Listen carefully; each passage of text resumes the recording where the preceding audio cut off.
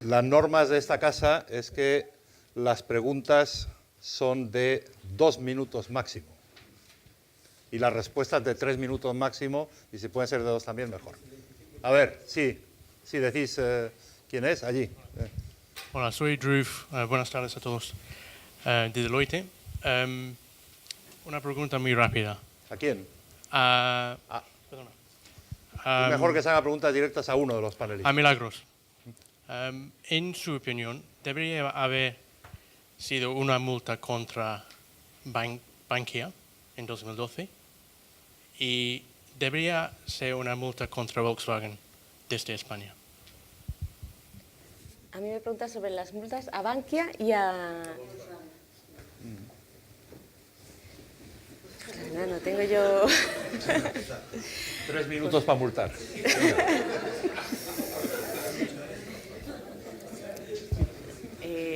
Bueno, a ver, yo creo que bueno, yo no creo que sea la mejor capacitada para hablar de multas, porque en realidad bueno, a mí sí me ha tocado poner algunas multas cuando era reguladora, ¿no? Pero unas sanciones eran ridículas. Yo creo que las multas deben ponerlas en los estados en los que se ha ocasionado el daño, ¿no? Entonces, pues yo creo que está claro que si Volkswagen... me pregunta sobre la multa, hombre, pues si Volkswagen tiene un carácter mucho más europeo, ¿no? Y Bankia en este caso pues tiene un carácter más nacional. Yo creo que las autoridades competentes a la hora de poner las multas deben estar relacionadas con la jurisdicción donde se ha cometido la falta, siempre. En mi opinión, no sé vosotros. Muy bien. Venga, la siguiente. Gerardo Novales, soy economista, ingeniero, miembro de Economistas frente a la crisis. Quería hacer una pregunta a Luis y a Milagros. Luis ha hablado de los logros de las autoridades de competencia y Milagros ha referido concretamente al sector eléctrico y quería hacer un comentario sobre el sector eléctrico.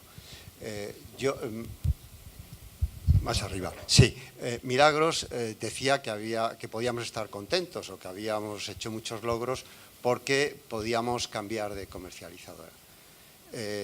Yo creo que, bueno, todos sabemos que el margen de la comercialización es escasísimo y el efecto que tiene en el precio que pagamos es muy bajo. Que, por otro lado, tenemos la energía más cara de Europa, excepto Malta y no sé qué otro sitio por ahí, que no hay razones técnicas que lo justifiquen, que cuando se ponen multas a las empresas eléctricas, hoy leíamos que el Tribunal Supremo había anulado una multa a Endesa que había puesto competencia hoy y que en los últimos años 70 millones de euros habían sido anulados por el Tribunal Supremo, por las audiencias provinciales, multas a las eléctricas. En los últimos días el Tribunal Supremo ha anulado un acuerdo que había entre el Gobierno en la época de Sebastián con las eléctricas del bono social a cambio de otra compensación y las eléctricas han presentado una demanda y con una sentencia, en eso tiene razón, los jueces tendrían que entender de algo alucinante, ha devuelto esa patata caliente al Gobierno y lo terminaremos pagando todos los consumidores. Y yo creo que el problema es probablemente una regulación. Cuando se produce la liberalización se acuerda... Por favor, termino. Pregunta. Sí, la pregunta. Se hace unos campeones nacionales, tenemos unos oligopolios que se podría aplicar también al sector del petróleo con mucho poder y una regulación muy ineficiente. Y mi pregunta es, ¿estamos desde la regulación, podemos estar satisfechos desde el punto de vista de competencia con el sector eléctrico y probablemente con el sector del petróleo? Y en caso de que no podamos estar satisfechos, ¿qué cosas, en qué dirección habría que ir para que los consumidores tuviesen una energía más barata en definitiva? Milagros. Y se ha referido también el autor de la pregunta a Luis, pero empiezas tú, Milagros, o repartís el tiempo. Sí, a ver, la regulación del sector eléctrico la verdad es que es malísima, ¿no? Yo creo que es terrible y en buena parte es porque ha residido más en los ministerios que en donde debería haber residido, que es en los organismos regulatorios. Es verdad que cuando sube el precio siempre achacamos todos los problemas a una mala regulación. A veces los precios suben. No necesariamente es debido a un problema de competencia que los precios de la electricidad hayan subido. Es verdad que ha subido también el coste de las redes, ha subido también el precio de las renovables. Hay muchos factores, o sea, no es fácil identificar uno solo y hay muchas... Indudablemente hay poder del mercado. Yo no digo que la regulación sea perfecta, yo no digo que la competencia ha llegado a sus máximos y tiene muchísimas limitaciones y habría que ir muchísimo más allá a la hora de romper algunos poderes que se originan en el propio sector. Pero también es verdad que está muy contaminada por la propia regulación y la propia regulación hace que sea muy difícil identificar dónde surge el problema, porque el problema son varios simultáneamente y no es fácil identificar el origen de la subida de costes.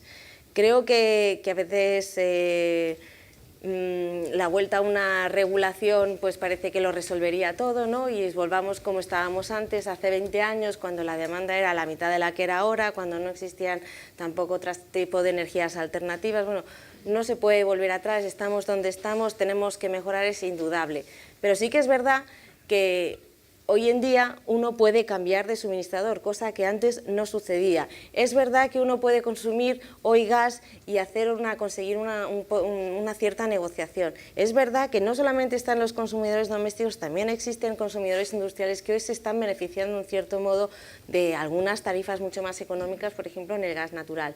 Es verdad que existe poder de mercado en el sector del petróleo. Es evidente que lo existe y además yo he hecho millones de informes denunciándolo y exigiendo revisiones regulatorias para mejorar los mercados mayoristas, porque es fundamentalmente donde se originan las restricciones a la competencia.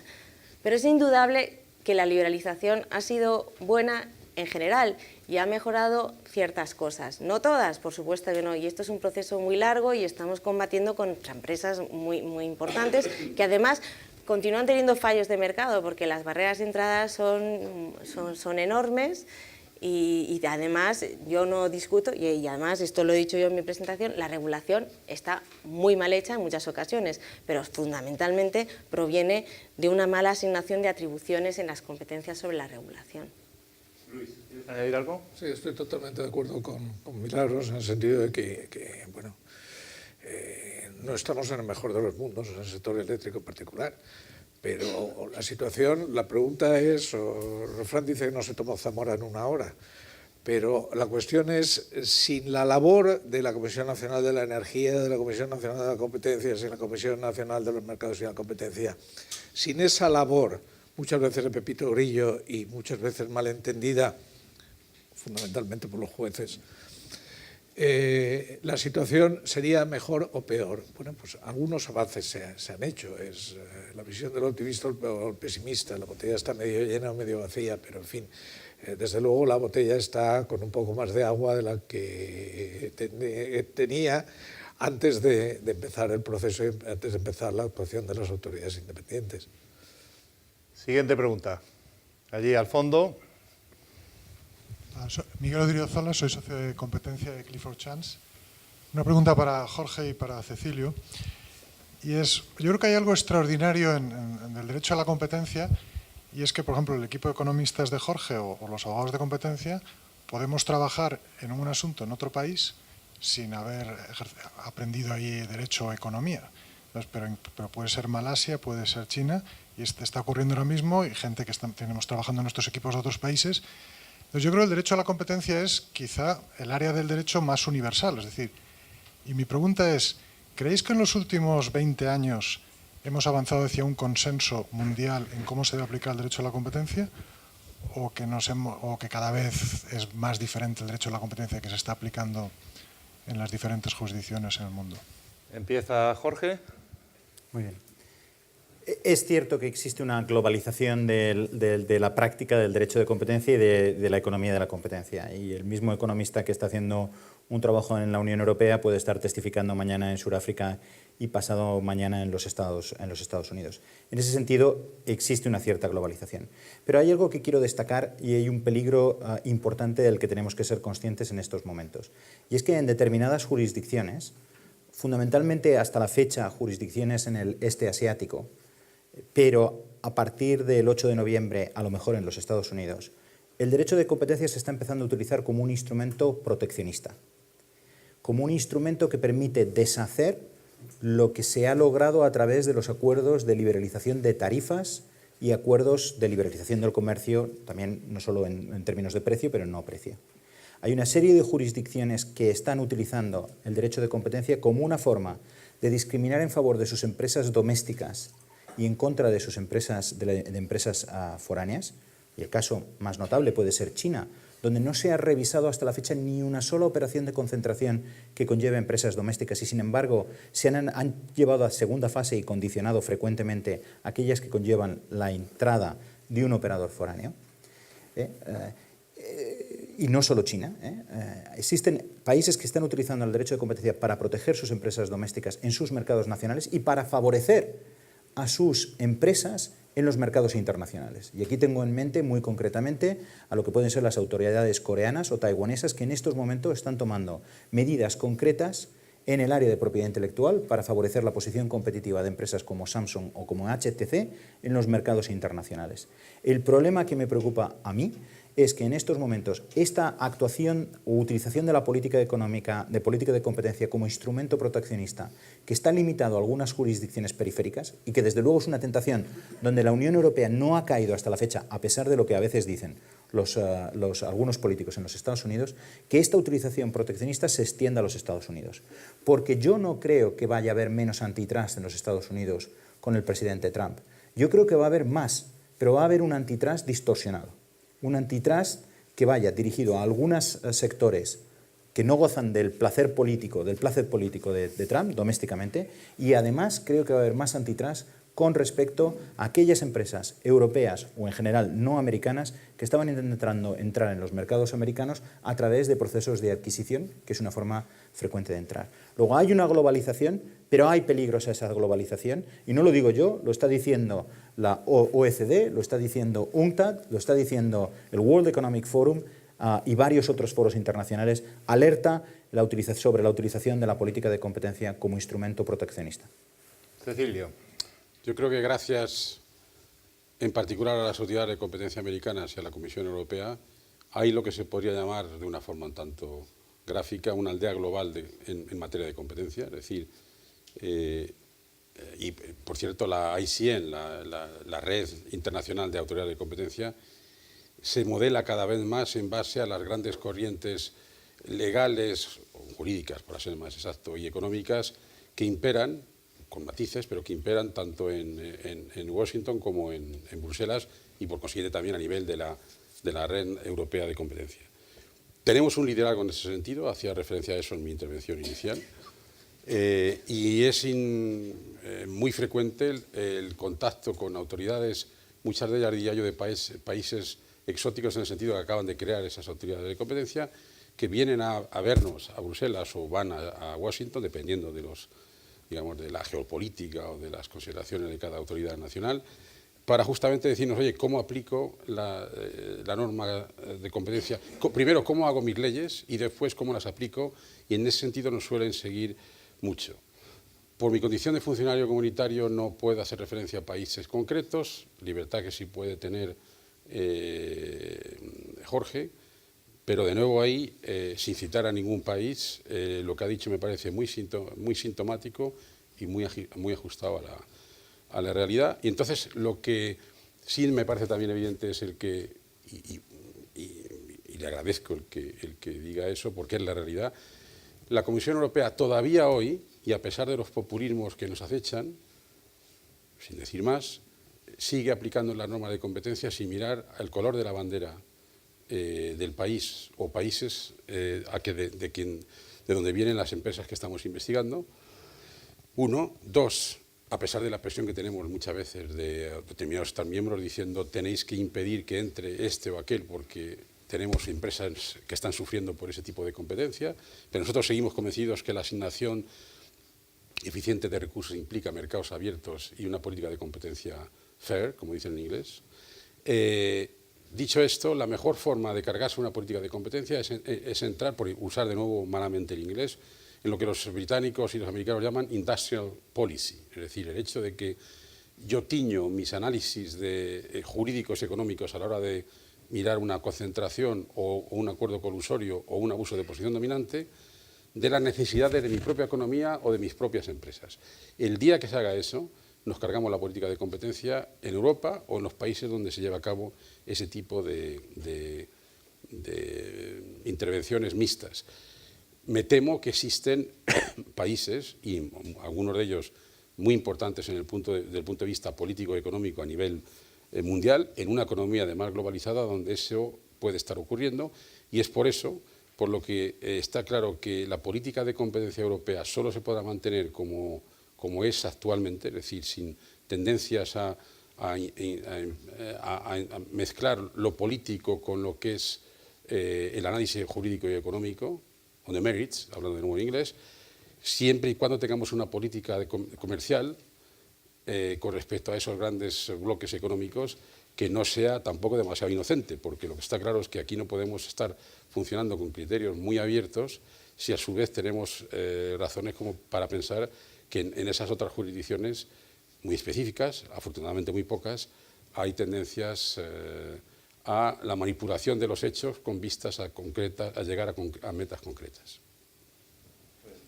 Siguiente pregunta. A ver, ahí. Sí. Bueno, soy Juan José Ganuza, soy profesor de la Pompeu Fabra y coincido plenamente con Jorge sobre la necesidad de introducir el análisis económico en temas de competencia. A todo el mundo les recomiendo que lea la lecture de Tirol sobre este tema, en el que lo defiende de una forma muy ardua. Añadiría que los modelos económicos no solamente añaden rigor por explicitar las assumptions o las hipótesis en las que nos basamos y por lo tanto desmontar las conclusiones se tendría que hacer demandando las hipótesis, sino que además nos sirven para, cuando tenemos, por ejemplo, muchas variables, cómo se interaccionan entre ellas, los argumentos formales nos pierden, para hacer contrafactuales y proyecciones. Digo esto porque en la economía digital va a ser todavía mucho más necesario el análisis económico del derecho. El análisis económico. La única cosa que me preocupa, y es en que la economía cada vez tome más peso, es que no todos somos conscientes que la economía muchas veces tiene resultados ambiguos, tenemos demasiados modelos, tenemos muchos resultados, entonces hay mucho espacio para la dialéctica y para el talento. Y yo que dirijo un máster de competencia y regulación, observo que mis mejores alumnos son captados por las consultoras y que a veces, de alguna forma, las agencias reguladoras no son tan ávidas en captar este talento. Entonces, me gustaría que nos ilustrases si tú has observado esa tendencia. Bueno, evidentemente, el problema es un problema de las autoridades reguladoras, es más flexibles para capturar el talento y también, indudablemente, que el derecho de daños juega un papel y entonces, de alguna forma, las consultoras peguen por los dos lados, ¿no? ¿Se la diriges a Jorge la pregunta?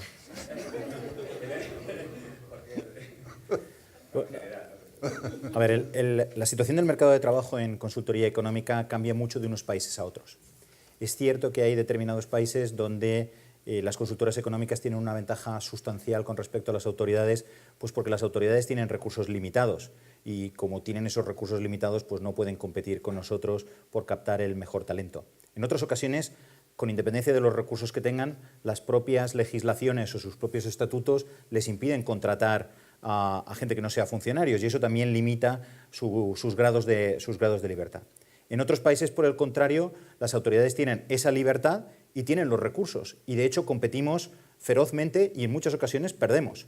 En Inglaterra, por ejemplo, perdemos sistemáticamente contra la Financial Services Authority, que tiene un departamento de análisis de política de competencia y que está dotada presupuestariamente de una manera increíble y que tiene toda la libertad para contratar a quien quiera. Por tanto, no es que las consultoras económicas tengamos una ventaja per se, depende de cuál es el marco legal en el que operan las autoridades de competencia y los recursos que los diferentes países les otorgan.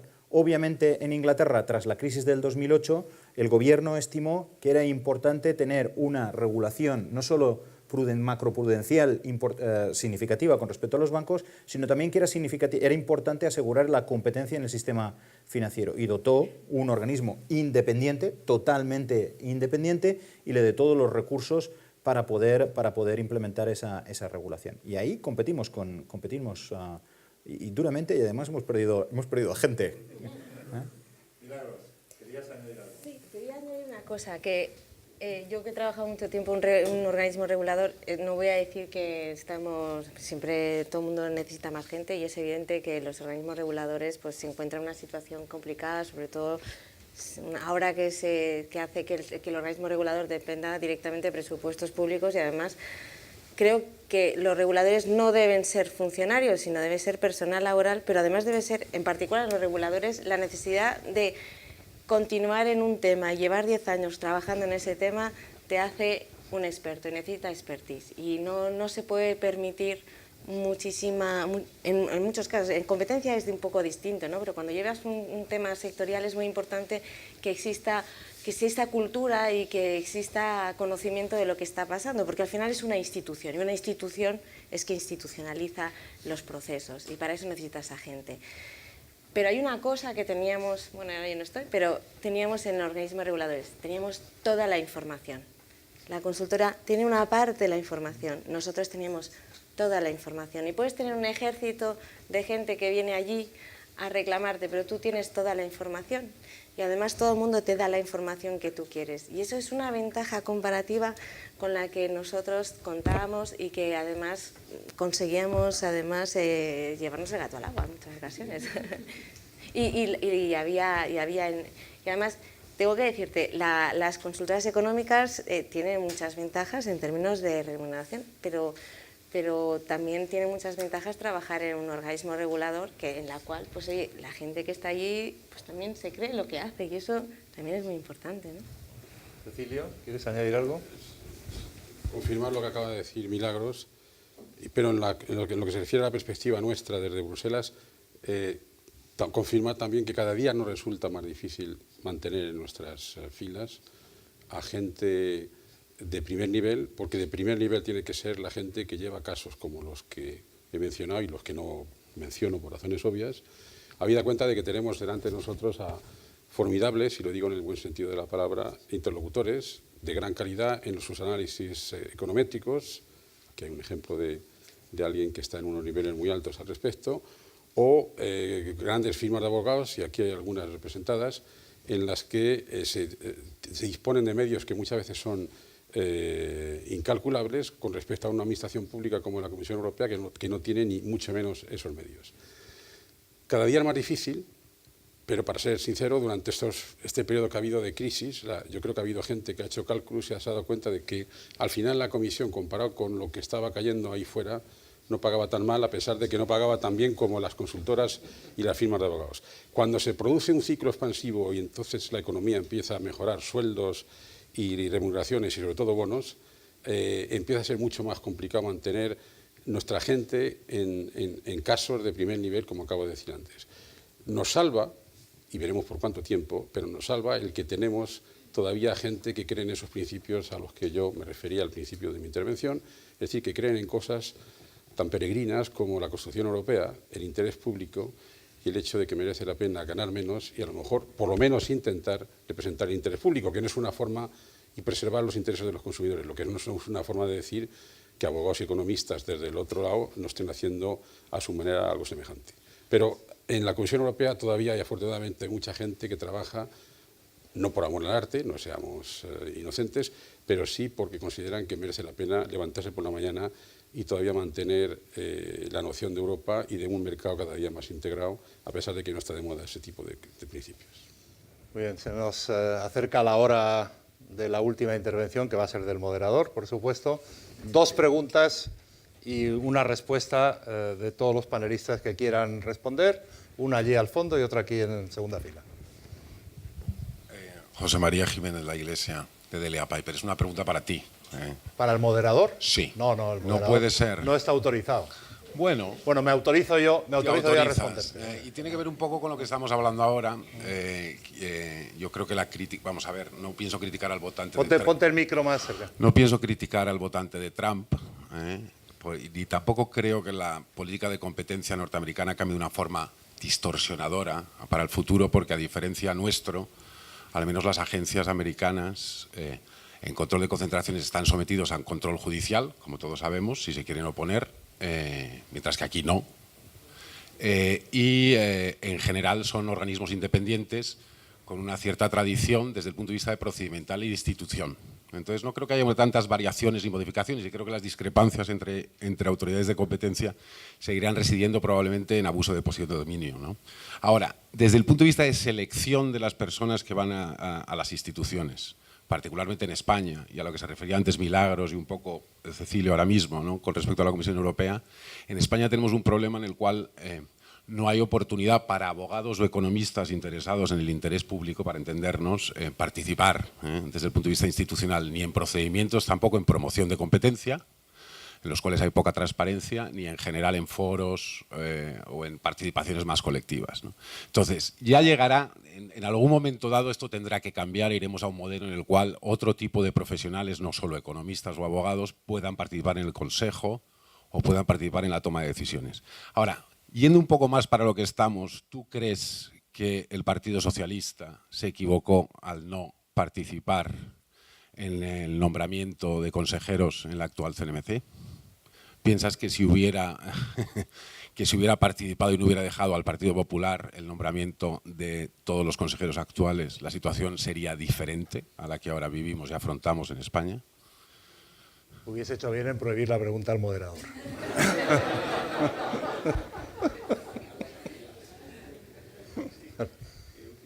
¿Tienes? Identifícate, por favor.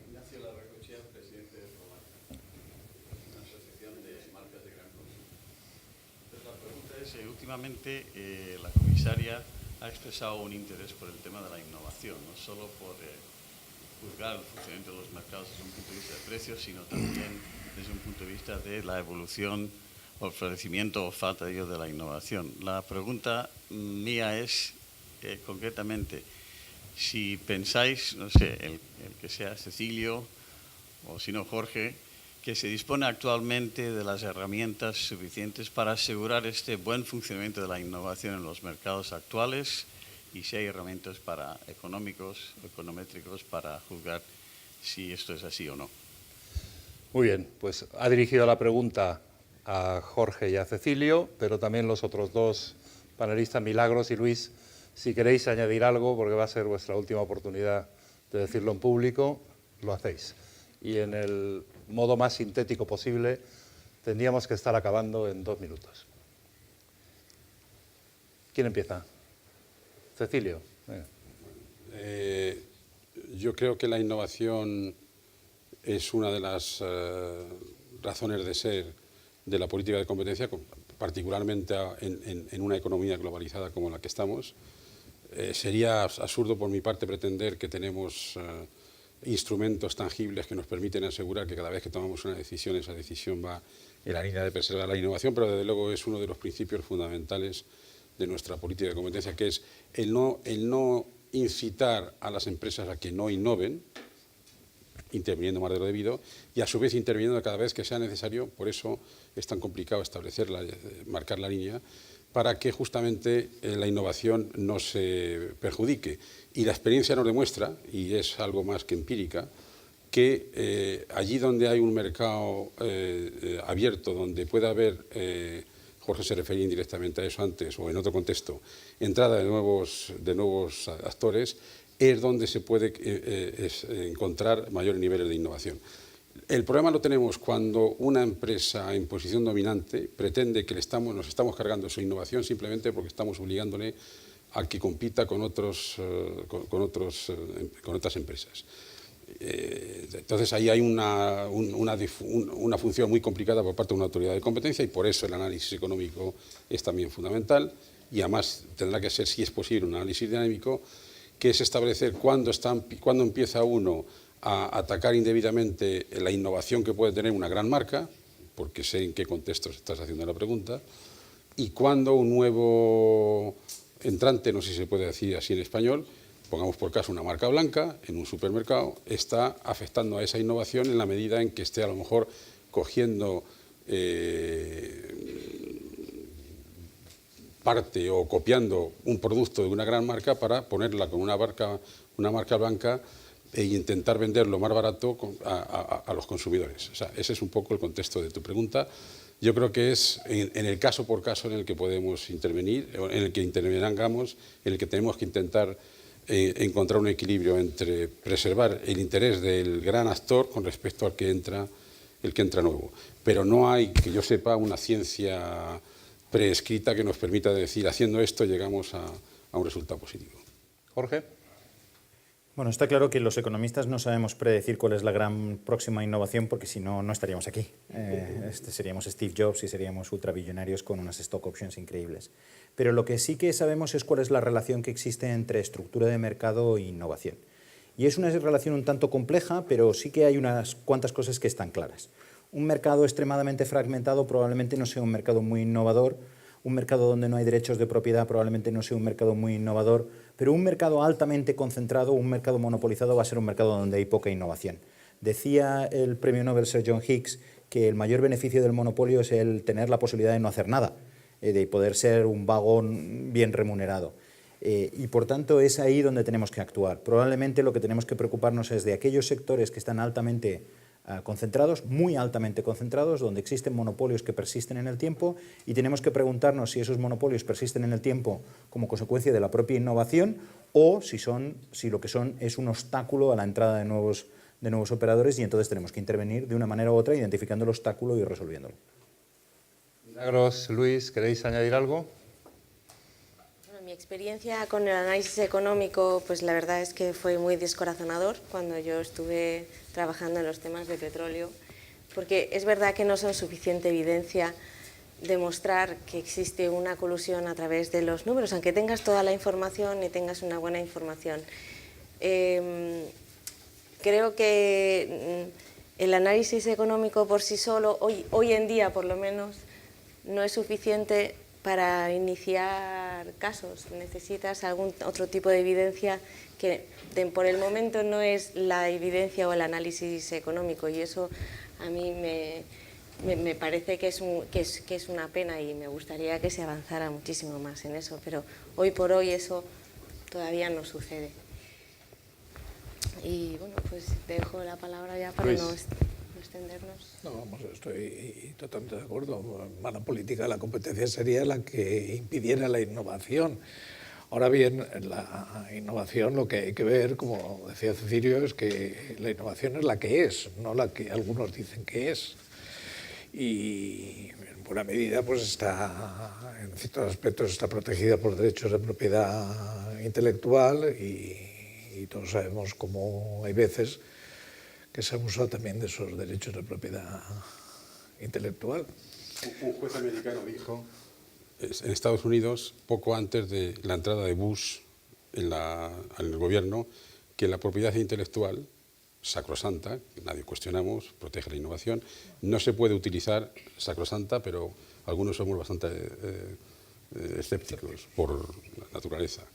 No se puede utilizar como un bate de béisbol contra los competidores. Esto que acabo de decir no lo digo yo, lo dijo un juez del Circuit Court de un tribunal americano en relación con el caso Microsoft, poco antes de que el gobierno, la nueva administración de Bush, decidiese llegar a un acuerdo como forma de no llegar adelante la investigación con respecto a esa gran empresa. Yo creo que eso sigue siendo una política, no sé si es una afirmación económica o jurídica, pero me parece de sentido común el que la propiedad intelectual es sacrosanta hasta que empiezas a utilizarla como un bate de béisbol. Y en esos casos hay algunos que nos gusta ir detrás de la pelota y a veces detrás del bate. Muy bien, pues hasta aquí hemos llegado, por hoy por lo menos. Yo no me voy sin decir dos palabras sobre la pregunta que me ha dirigido, saliéndose del guión, José María. Los organismos reguladores. Bueno, yo creo, porque además lo he visto directamente en la comisión, en la administración de la Autoridad Europea de Competencia, que es importante que el director general, en este momento un alemán, sea cristiano-demócrata, socialdemócrata o medio pensionista, que es importante que el director general de Antitrust sea, y yo no sé lo que vota Cecilio, nunca se lo he preguntado ni pienso preguntárselo, o el de fusiones o el de ayudas de Estado. Lo importante es que sea, uno, competente, que sepa lo que tiene entre manos y lo que va a tener, que tenga capacidad profesional, que sepa utilizar a todos los profesionales que van a trabajar a sus órdenes, fantásticos profesionales, que sea independiente, que no se case con nadie y que sepa además, en el caso de un director general adjunto o el director general o los directores, jefes de unidad, toda la administración de la competencia, las cerca de 1000 personas que trabajan allí, que sepan para qué están allí, que sepan en qué consiste una política de competencia digna de tal nombre, y con esto me ligo a la conclusión. Yo, no sé si lo he comentado alguna vez con José María en algunas de mis conversaciones cuando nos conocimos, una vez nombrado él, mi sorpresa cuando vi quiénes formaban parte del equipo, no en el caso de José María, pero en el caso del equipo, del resto de los consejeros, sea en la parte de regulación, en la parte de competencia, fue leer algunos currícula. Digo, ¿cómo puede llegar alguna gente hasta aquí? Y me daba igual de qué partido viniese su nominación. Digo, no puede ser que un organismo además nuevo, que entró con una cierta discusión sobre si se debía haber unificado o no se debía haber unificado, no ponga a lo mejor que haya disponible para cumplir con la función que se supone que tiene que desempeñar. Esa es mi posición. Y si me lo preguntasen mis compañeros del Partido Socialista, les diría exactamente lo mismo. Conclusiones son muchas, no me voy a detener en todas las cosas extraordinariamente interesantes que han sido abordadas o simplemente apuntadas, porque la política de competencia da para mucho, utilizando cualquiera de los instrumentos de la política de competencia, la lucha contra los cárteles, contra los abusos de posición, el control de fusiones y las ayudas de Estado, de las que hemos hablado poco, pero que en unos estados europeos que gastan el 40 y tantos % de su PIB, pues hay que mirar con cuidado qué se hace con ese dinero cuando va a destinarse a incidir, a atacar un fallo de mercado o lo que sea. Pero bueno, para otro día. Política de competencia, como he empezado diciendo, y yo creo que estamos básicamente de acuerdo, tiene que pensar en los consumidores, en el bienestar de los consumidores, es decir, de los ciudadanos. Con lo cual tiene que corregir fallos de la economía de mercado del manual, y tiene que dejar jugar en su plena eficacia al mercado allá donde el mercado es capaz de ser eficaz y eficiente. Es una política muy importante. No abarca todo, no tiene soluciones para todo, pero allá donde actúa es extremadamente importante porque vivimos y vamos a seguir viviendo en una economía de mercado. A veces con más problemas, a veces con menos, vivimos tiempos de bastantes problemas, pero vamos a seguir viviendo en una economía de mercado. La política de competencia es muy importante. Está en muchos sitios del funcionamiento de esa economía para corregir fallos de mercado, pero también fallos del Estado o de la acción pública. Hemos hablado de barreras de entrada, de innovación, se podría haber hablado también de productividad, de inversión. Aquí en España y en otros muchos países nos hemos hartado, y nos queda todavía tiempo para seguirlo haciendo, de que hay que cambiar nuestro modelo productivo. Eso exige reformas estructurales. La más barata de todas las reformas estructurales en las que uno puede pensar, a diferentes niveles, en diferentes ámbitos. Lo más barato, porque en todo caso, vía multas, da dinero al Estado, es la política de competencia. Y es más eficaz que muchas otras reformas que cuesta definir, que a veces hay errores en el diseño, y esta lleva muchos decenios ya funcionando. Y está muy ajustada, y además no hay que cambiarle las reglas, según hemos visto aquí. Es una reforma estructural barata, eficaz en muchos ámbitos y en muchas direcciones, y además permite hacer una política industrial racional, no una política industrial de las malas, que nos cuestan muchísimo dinero y nos crean más problemas de las que queríamos resolver, ¿no? Por lo tanto, es un instrumento como para dedicarle, Manolo, mucho tiempo y más sesiones. Y si alguna vez tenéis aquí en Foro de Foros un huequecillo y decir, oye, ¿de qué podríamos hablar? ¿De qué podríamos organizar un debate? Hay muchas cosas que han quedado apuntadas y que convendría o podríamos seguir desarrollando. A mí me parece una cosa estupenda. Y por último, y acabo con esto, yo creo que es una política que si se hace bien, y normalmente se hace bastante bien en Europa, no solo a nivel de la Comisión, sino a niveles de muchos Estados miembros, es una política que permite reforzar algo que necesitamos reforzar de forma urgente, que es la legitimidad democrática. Beneficia a los ciudadanos, elimina o ataca privilegios, élites, castas. Aquí sí que hay castas. En los clientes de la política de competencia hay castas casi tantas como en la India. Y además es una política llevada a cabo con una, por supuesto, con respeto a las instituciones democráticas y a la voluntad de los electores, pero en una palabra que también se ha citado mucho, y con esta quiero acabar, independencia, respecto a los intereses privados. Y eso es básico. En el mundo actual, tener autoridades que no van a defender su interés particular, sino que solo pueden ser reconocidas como autoridad si están defendiendo el interés general y no se casan con ningún interés privado o particular, a mí me parece que es un elemento como para tenerlo en cuenta más de lo que se suele tener en cuenta en el debate político. Por lo tanto, Manolo, muchísimas gracias a ti, a Margarita, a todo el equipo de Foro de Foros. Muchísimas gracias a los ponentes, muchísimas gracias por el tiempo que nos habéis dedicado y que habéis compartido con todos los presentes. Muchas gracias a todos ustedes y hasta la próxima. Muchas gracias.